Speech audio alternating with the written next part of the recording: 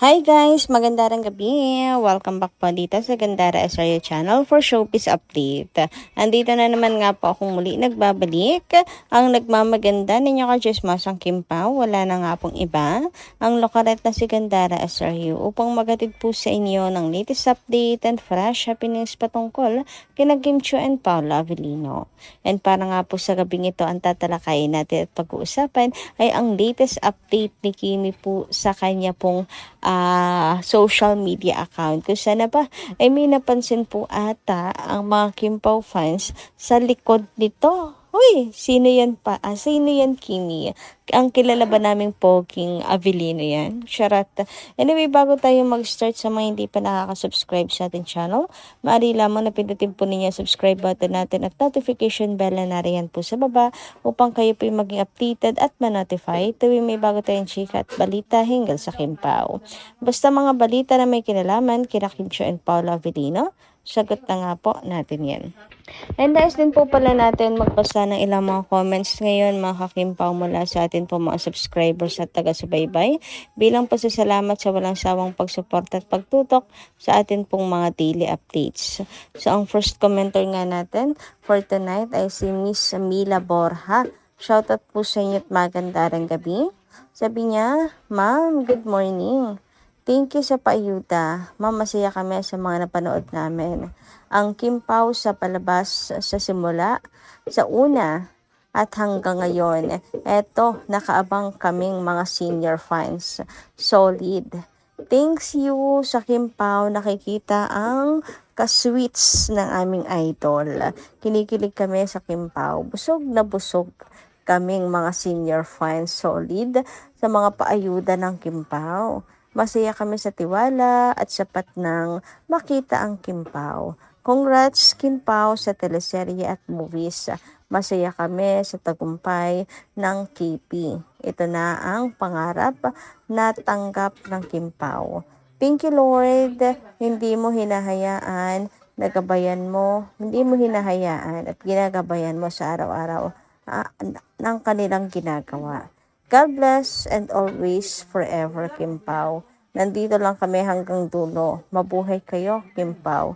I love always forever, Kim Pao. Huwag pansinin ang neka. Si Lord na ang bahala. Happy birthday, Pao, in advance. Lapit na nga po ng birthday ni Pao, no? Ayan. Saan kaya ang celebration, mga ka-KP? I know. Anyway, parang magdamot man sina Kim and Paolo sa birthday celebrations ni Pao, mga ka-KP, ituring na lang din po natin ang mga kaganapan sa world tour, mga Kim Pao, na birthday celebrations ni Paula Avellino. 'Di ba? Ang mga ayudas doon. Kotang-kota na rin naman tayo. Kaya solve na tayo doon, mga ka-KP.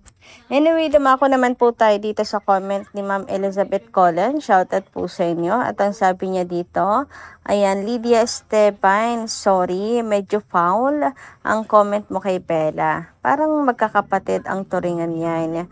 At ni Angelica Panganipan. Kung follower ka ni Kimi, dapat alam mo yan. Please bigyan natin ng respeto ang mga karapat-dapat na tao. Masasaktan si Kim sa comment mo. Kaya nga, madam, papansin agad, binati lang po niya si Chilita Princess. Sabi ko nga, dapat pong magpasalamat kasi meron pong natagpuan si Kim na best friend at mapagkakatiwalaan na kaibigan po sa showbiz. Kasi sa showbiz, ang hirap po talaga maghanap ng mapagkakatiwalaan mo, na kaibigan, ng tunay na kaibigan. Marami kayong dalawa ang mukha, plastic sa showbiz. Yung tipong gagamitin ka, didikit sa'yo, pero ginagamit lang talaga yung pangalan mo. Tapos after nun, wala na. Hindi ka na ulit kilala. Kapag may iba ng kasama, wala, huyo ka na ulit sa kanya or sa kanila. Pero ang Becky ay ano pa rin po, mga Kim Pao, solid po ang samahan nila. May nakakasama man po silang mga bago. Solid pa rin po ang kanilang pagkakaibigan. Kaya naman dapat hindi po tayo ganyan kay Bella. Wala po siyang ginawa pong masama. Binati niya lang ng birthday si Kim. Hindi po siya nagpapapansin, okay?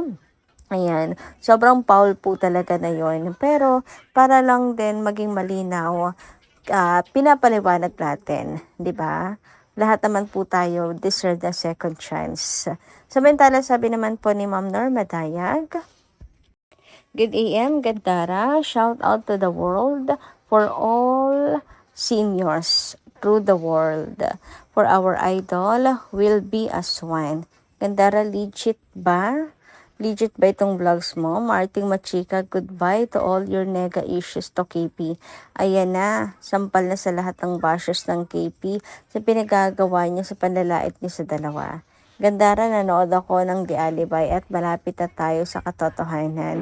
Gandara, true ba natatanggapin na si Kimi sa Showtime? God bless us all, especially KP. Bakit ba inaalala niyo yan? Kung sa bagay, if nakaka-worry din naman nga na baka wala na pong babalikan si Kimi sa Showtime, di ba?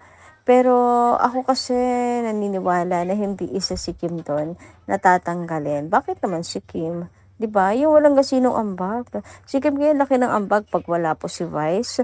Maganda na nandun si Chinita Princess kasi mabilis po ang utak ni Kim magtanong, bilis po mag-entertain ng mga fans. Dalang-dala kaya ni Kim Chiu ang show kapag wala dyan si Mimi Vice. Laki po kayo ng ambag niya. Pag wala si Kim doon ako, napaka-boring po ng Showtime. Really, really lang. Sa totoo lang tayo.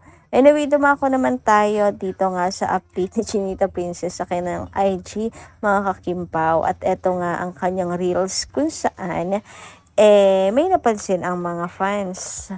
Uy, ilang mga fans pala, di naman lahat. Ang tungkol nga po dito sa likod ni Chinita Princess, yung nakahiga sa higaan, na parang may tao nga daw po doon sa kanyang likuran. Nakahiga, ayan, kaya ang tanong, sino yan Kiam, nakahiga sa iyong likuran? Yan ba ang kilala naming Avelino, Poging Avelino? Pero ako, ang sarap mang isipin, pero kasi ang paninindigan ko kay Kim talagang solid talaga Naniniwala ako sa paninindigan ni Kim Chiu, naninindigan din ako sa paniniwala niya. Ayan. Kaya I don't think magsasama po sa ganyan, sa room, iisa yung higaan nilang dalawa, mga kakipi. Ayan, I know Chinita Princess.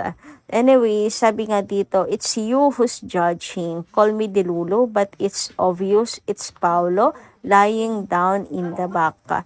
Human shape in a side-lying position. Remember what Paulo said, sleeping is a luxury. Hashtag Kimpaw, hashtag Kimpaw World Tour, hashtag Kimpaw Concert Tour, hashtag Kimpaw Edmonton, Canada. Wow, ang dami natin pa hashtag ngayon mga kakipi, no? But anyway, ayun na nga yun, yung buod.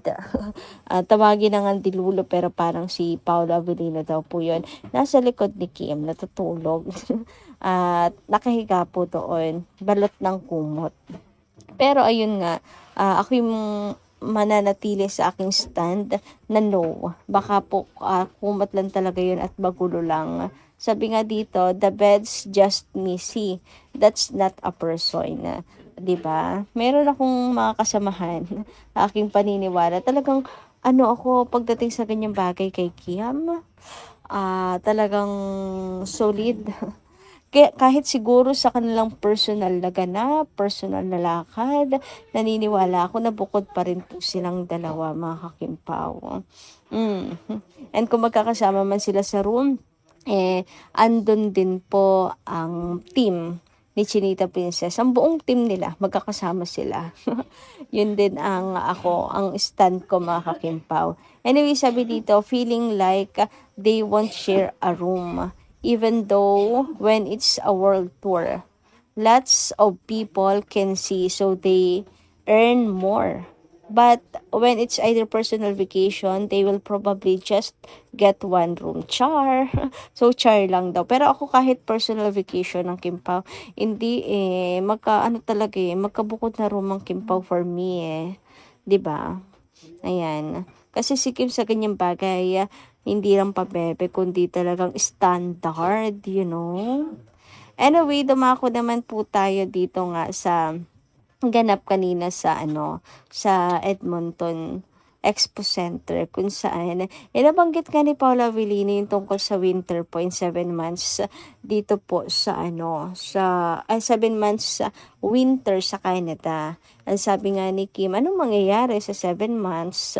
Sabi ni Pao, 7 months na winter, sabi ni Pao, di masarap pa sa ilalim ng kumot. Huy, baka na-connect po yun doon, kaya ganon. Or baka naman nagpaparinig si Pao, charot eh. Hindi naman gano'n si Paolo, humor niya lang siguro yun mga kakipi, kaya nga tawang-tawa rin yung mga viewers kuhang-kuha ang kilite ng mga fans. So humor lang yun mga kakipi, wag po tayo masyadong seryoso sa buhay. Lahat na lang seryosohin ang mga sinasabi nila Kim and Paolo, nagjo-joke lang din naman po sila. So yun lang mga Kim Pao, anong tingin ninyo? Comment ka lang po kayo dyan sa baba, and pag-usapan natin yan sa mga next videos po natin. So, yun lang po muna. Thank you so much sa pakikinig, and kita-kits na lang po tayo muli sa mga susunod pa natin, chika. Ingat po kayo palagi.